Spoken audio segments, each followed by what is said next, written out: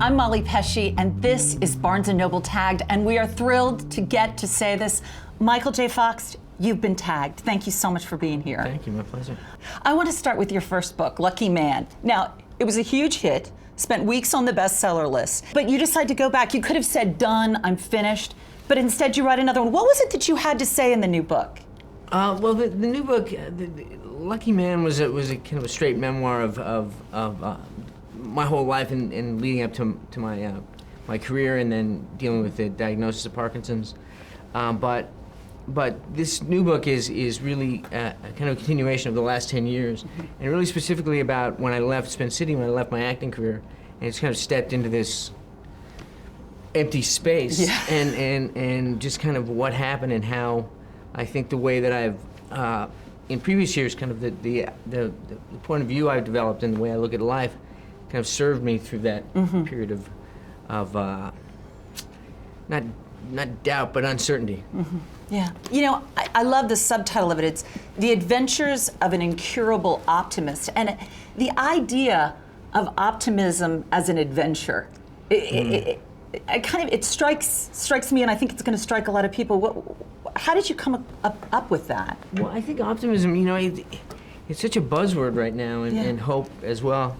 But I think that optimism is just to me, it's just the act of going forward, and embracing possibility and uncertainty to a certain extent, like not knowing the starkness of mind, not knowing what was next. I mean, really kind of put that philosophy to the test. Once I accepted my situation, then things like vanity, how I looked, how I appeared, how I seemed, like, you know, what other people thought, just kind of went away. So you're a parent, I'm a parent. One of the great things in parenting is sharing films that we love with our kids. And I have to tell you that my kids love the Back to the Future movies. They are crazy about them, and it's so much fun to watch it with them. But I was thinking to myself, what must it be like for your children? They've got to turn on the TV all times of day, and there you are on some movie. Do they acknowledge it, or are they just kind of like, oh yeah, that's my dad?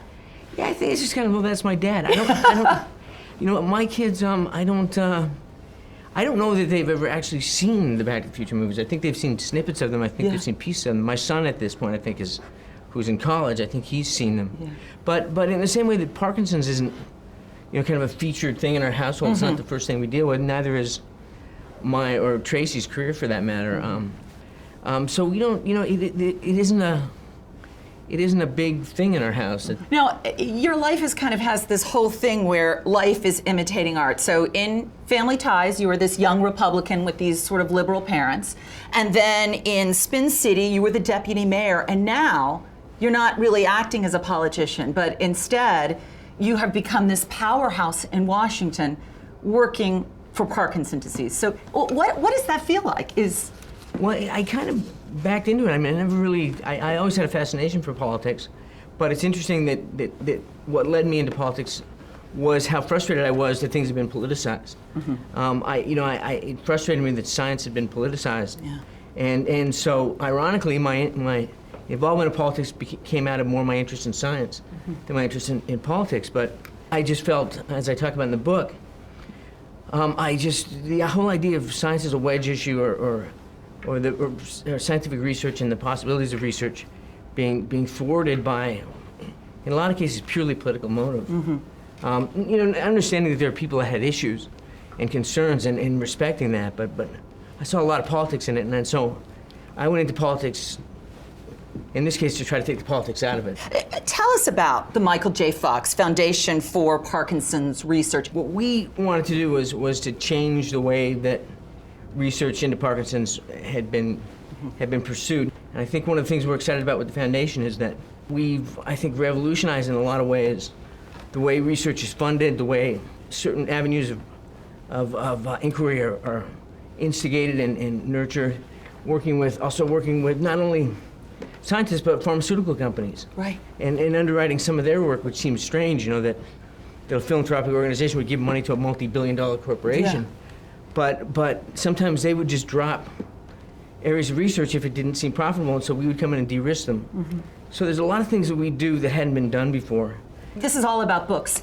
What books inspire you? Certainly Dreams from My Father. I mean, it was just an amazing piece of memoir. And I can think of books that aren't necessarily inspiring, they aren't prescriptive, but they're just about certain things like natural history, like my brother-in-law's book, Michael Pollan's book, The Omnivore's Dilemma. Yeah. I mean, it's just a book that makes you think about how the politics of food, the politics of the way we feed our country, what we eat.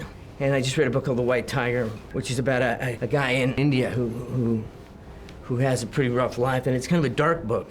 Those are great tags. Thank you so much. Well, the book is called Always Looking Up, The Adventures of an Incurable Optimist. Everybody, pre-order it now so you have your copy right then. I absolutely loved this book. It was inspiring. Thank you so It much. was one of those books that you cried. Absolutely loved I it. cried writing it. Michael J. Fox, thank you so Thank you much so much. for being Appreciate with it. us. Thank you. See you next time on Barnes you. & Noble Tag.